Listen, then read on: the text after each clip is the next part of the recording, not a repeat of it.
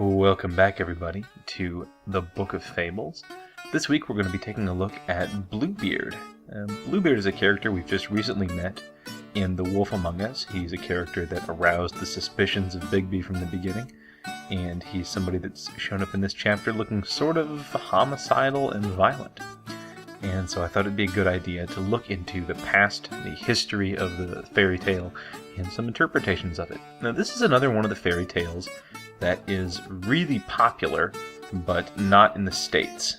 Interestingly, it's quite popular all throughout Europe, but if you tell people about it over in the US, we're probably liable to think that you're talking about Blackbeard and getting it wrong or something like that, or people probably think he's a pirate of some description. But actually, the story of Bluebeard has its own type in the Arne Thompson Uther Fairy's Tale typing system. It's 312, specifically 312A, about women whose brothers rescue them from their ruthless husbands or abductors. And so that is a neat little summary of the story there, but I thought I would read it aloud because it's such an interesting story and so infrequently told. Okay, this is the sort of classic version collected by Charles Perrault in a French volume of fairy tales. Anyway, here we go. There once was a man who had fine houses, both in town and country, a deal of silver and gold plate, embroidered furniture, and coaches gilded all over with gold. But this man was so unlucky as to have a blue beard, which made him so frightfully ugly that all the women and girls ran away from him. One of his neighbors, a lady of quality, had 2 daughters who were perfect beauties. He desired one of them in marriage, leaving her to choose which of the 2 she would bestow on him. Neither of them would have him, and they sent him backwards and forwards from one to the other, not being able to bear the thoughts of marrying a man who had a blue beard. Adding to their disgust and aversion was the fact that he had already been married to several wives, and no one knew what had become of them. Bluebeard, to engage their affection, took them, with their mother and 3 or 4 ladies of their acquaintance, with other young people of the neighborhood, to one of his country houses, where they stayed a whole week. The time was filled with parties, hunting, fishing, dancing, mirth, and feasting. Nobody went to bed, but all passed the night in rallying and joking with each other. In short, everything succeeded so well that the youngest daughter began to think that the man's beard was not so very blue after all, and that he was a mighty civil gentleman. As soon as they returned home, the marriage was concluded. About a month afterwards, Bluebeard told his wife he was obliged to take a country journey for 6 weeks at least about affairs of very great consequence. He desired her to divert herself in his absence, to send for her friends and acquaintances, to take them into the country if she pleased, and to make good cheer wherever she was. Here, he said, are the keys to 2 great wardrobes wherein I have my best furniture. These are to my silver and gold plate, which is not in everyday use. These open my strong boxes, which hold my money, both gold and silver. These my caskets of jewels, and this is the master key to all my apartments. But as for this little one here, it is the key to the closet at the end of the great hall on the ground floor. Open them all, go into each and every one of them except that little closet, which I forbid you, and forbid it in a manner that, if you happen to open it, you may expect my just anger and resentment. She promised to observe very exactly whatever he had ordered. Then he, after having embraced her, got into his coach and proceeded on his journey. Her neighbors and good friends did not wait to be sent for by the newly married lady. They were all impatient to see the rich furniture of her house, and had not dared to come while her husband was there because of his blue beard, which frightened them. They ran through all the rooms, closets, and wardrobes, which were so fine and rich that they seemed to surpass one another. After that they went into the 2 great rooms, which contained the best and richest furniture. They could not sufficiently admire the number and beauty of the tapestry, beds, couches, cabinets, stands, tables, and looking-glasses, in which you might see yourself from head to foot. Some of them were framed with glass, others with silver, plain and gilded, the finest and most magnificent that they had ever seen. They ceased not to extol and envy the happiness of their friend, who in the meantime in no way diverted herself in looking upon all these rich things because of the impatience she had to go and open the closet on the ground floor. She was so much pressed by her curiosity that without considering that it was very uncivil for her to leave her company, she went down back a little staircase, and with such great excessive haste that she nearly fell and broke her neck. Having come to the closet door, She made us stop for some time, thinking about her husband's orders and considering what unhappiness might attend her if she was disobedient. But the temptation was so strong that she could not overcome it. She then took the little key and opened it, trembling. At first she could not see anything plainly because the windows were shut. After some moments she began to perceive that the floor was all covered over with clotted blood, on which lay the bodies of several dead women ranged against the walls. These were all the wives who Bluebeard had married and murdered one after the other. She thought she should have died for fear, and the key which she pulled out of the lock fell off into her hand. After having somewhat recovered her surprise, she picked up the key, locked the door, and went upstairs into her chamber to recover, but she could not, so much was she frightened. Having observed that the key to the closet was stained with blood, she tried 2 or 3 times to wipe it off, but the blood would not come out. In vain did she wash it, even rub it with soap and sand. The blood still remained, for the key was magical, and she could never make it quite clean. When the blood was gone off from one side, it came again on the other. Bluebeard returned from his journey in the same evening, saying he had received letters upon the road informing him that the affair he went about had concluded to his advantage.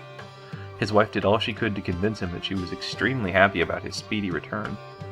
The next morning he asked for the keys, which she gave him, but with such a trembling hand that he easily guessed what had happened. "What?" he said. "Is not the key of my closet among the rest?" "I must," she said, "have left it upstairs on the table." "Fail not," said Bluebeard, "to bring it to me at once."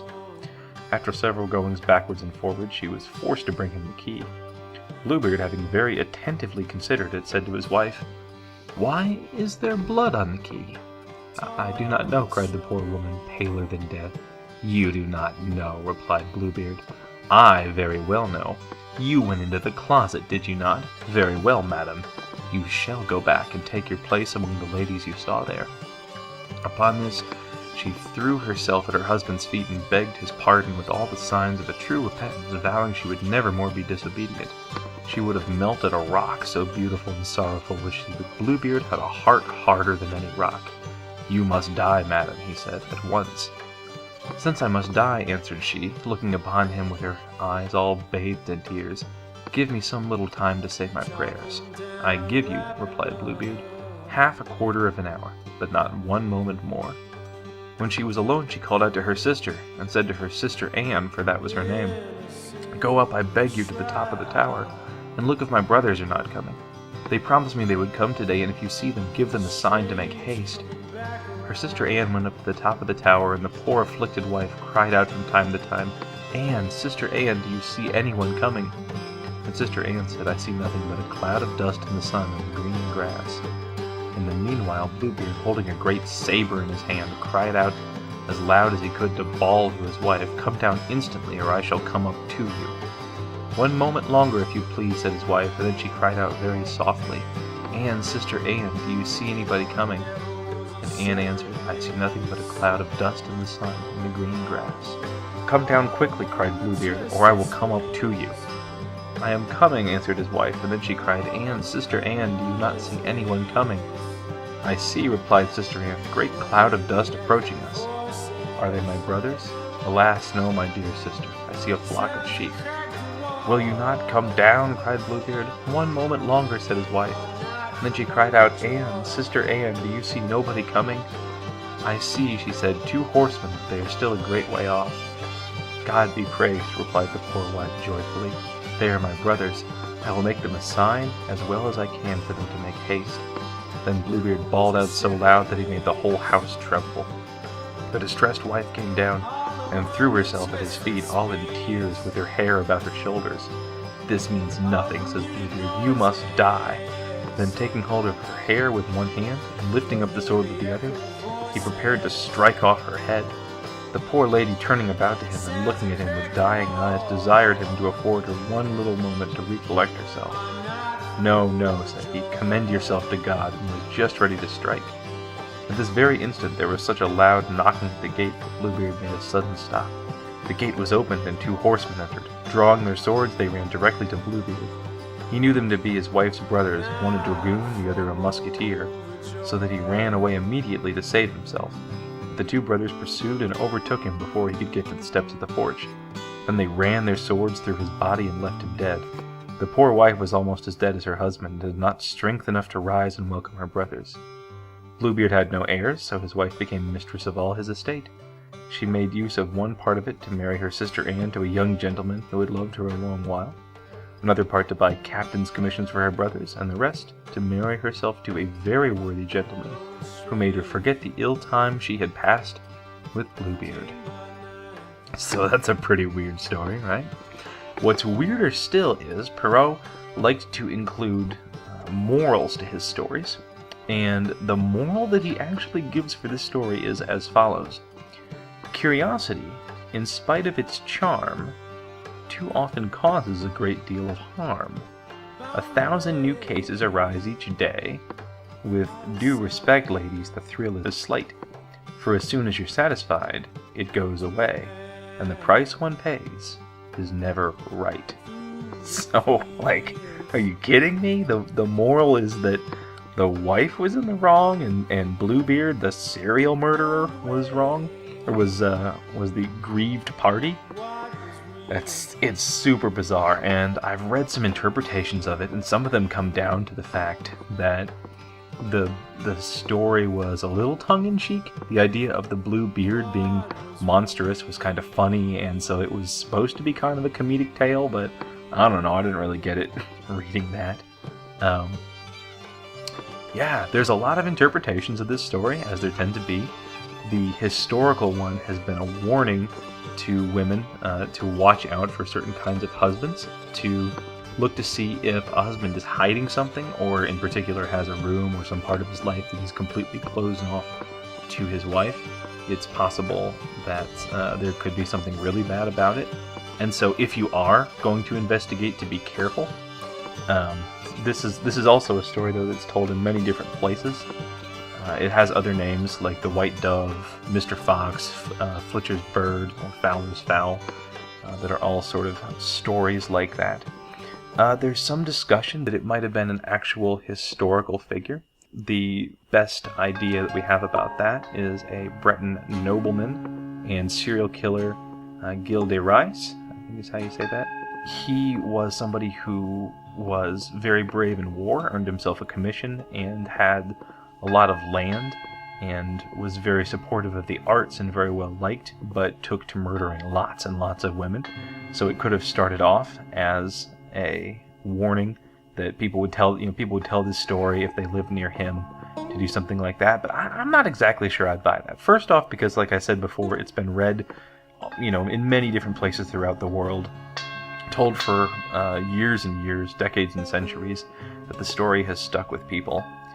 I think, to me, it's sort of a combination of two different stories, which I think is interesting. The one is the idea of Jekyll and Hyde is one that you could think of, or Beauty and the Beast, where the monster is identified with a person, where there's a person who seems like he's this very loving husband who has a lot of money. It's a happily ever after prince kind of scenario, but he's hiding this darkness, and the actual monster of the thing does end up being Bluebeard. This was told back in medieval times when people were big believers in physical manifestations of inner spiritual states, and so the idea of something monstrous or off like a Bluebeard might well have been an indicator of some internal monstrosity. So that's one of the stories where the evil is inside of us. And the other is, what I think is interesting, it's really a retelling of the story of Pandora, Pandora's box, or of Eve in the garden. In fact, in one of the famous illustrations done for Bluebeard, the wife is standing in the garden trying to decide whether to open the door or not, and she's drawn right behind a stained glass portrait of Eve. So the idea of entering into things that you weren't supposed to see, that curiosity overcoming prudence, and that leading to ruin is another theme carried throughout the book. Now, obviously, it's subverted here, which is interesting because Eve is thrown out of the garden, Pandora lets loose all of the furies and everything from Pandora's box, but in this case, it does end up being the husband who pays the price. So it's a very interesting synthesis of those two stories, where Eve doesn't exactly bring evil into the garden. Pandora doesn't exactly let the Furies out of the box. They uncover what's already there, and that's done through curiosity. Now, it could be that people were just more concerned that women not give in to being over-curious than they were literally about murder in the case of Bluebeard, but in the story, he really is presented as a villain to me. So I think it's just this interesting melding of the two. And it might speak to people, again, because women didn't have a whole lot of power back when these stories were begun and were told over and over. And so I think a lot of people could have related to the idea of feeling like they were discovering things in their husbands' lives that they may not have agreed with, and feeling that vengeance would have come upon them because of them. Or there may have been fears of, if I get married to somebody and it turns out he's horrible in this way, like, what do I do? And so it might have been some wish fulfillment in that sense, that the brothers would come and rescue them. Or it might have been a religious fable in that she prays and is able to delay her punishment because of prayer. That the idea of salvation coming could have been brought about by prayers. So that's a possible religious interpretation. There's some more modern interpretations as well, and those tend to fall into two basic categories. There's the Freudian and the Jungian, and we've talked about this before. I've sort of put down on Freudian interpretations before, and honestly, I will probably do it again here, because the Freudian interpretation tends to be she went into a small room in a long corridor when her husband was away and had given her free rein to do almost everything. And there's blood in the room, and there's blood on the key, and she can't get the blood off the key. And he comes back and he's very angry. They immediately go to, the woman has committed adultery, and this is a metaphor for adultery. That the blood found in the room is supposed to represent the blood which happens when a virgin has sex for the first time, and the idea that you couldn't get the blood off the keys, the irreversibility of losing virginity, and so then there's the hiding and the trying to have secrets but being found out. I don't know. I don't exactly buy it. Another thing is they would look at the key as a phallic symbol and inserting that into the lock. That would be a Freudian thing, but I could believe that it was a Freudian tale almost if it was like written by somebody who was a Freudian psychologist themselves, but I don't know that a lot of people reading this would immediately go to, oh yeah, her finding her husband's murdered other wives, that's gotta be adultery. Because again, it's not really her doing the big wrong thing. I mean, she was guilty, I guess, of disobeying her husband, but he was also a serial killer. So I don't quite read it like that. Jungian interpretation is a little bit closer to the traditional interpretation we've talked about, where opening the key is having permission to access different parts of his life, and the house and the grounds in it then represent a lot of the riches and the life that a man could set up and show people to impress them with. And marrying somebody and trusting them means giving them access to your whole life. And sometimes that can mean them finding out secrets. And so the process of discovery can be somebody getting found out and then becoming judged for that, being killed by the arrival of other figures, other male figures in this case, but being found out and being put to death. That to me strikes more of a chord. It just seems that that's more likely to me. There are a few little details about the story that are hard to understand. It's not known why he killed his first wife. You could presume that all the others entered into the room where the dead wives were, that he told them not to go in and he killed them for that reason. But obviously the first wife, there wouldn't have been any dead wife to find, so presumably he was just a straight out murderer at some point. In the in one of the original stories, Kinder und Hausmärchen by the Brothers Grimm, one of the Brothers Grimm, Wilhelm Grimm, actually makes a handwritten comment in the annotations, and he says, it seems in all Märchen of Bluebeard, wherein his Bluttrust, which is flowing of blood, is not rightly explained, the idea to be the basis of himself through bathing in blood to cure the blue beard, as the lepers. That's why he collects blood. And so some people think, so that was an idea in the origin of the story, that he did that to cure his blue beard. And obviously that's a little less symbolic and a little more actual. And as relates to the Wolf Among Us again, he, in many, many versions of the story, Bluebeard was known for kidnapping wives and cutting off their heads, so the wife would have found a whole bunch of other women with their heads cut off. And so, obviously, the deaths so far are pretty much Bluebeard's MO, and we can also see him acting. I mean, he was rich, and he was able to bring that here. And while he seems nice, obviously some people in the government like him. When his true self comes out, it's not quite as nice. So anyway, to me, that was just a very interesting fairy tale. I hope you enjoyed it as well, and next time we will probably tackle an even older story. So please join me again for the Book of Fables.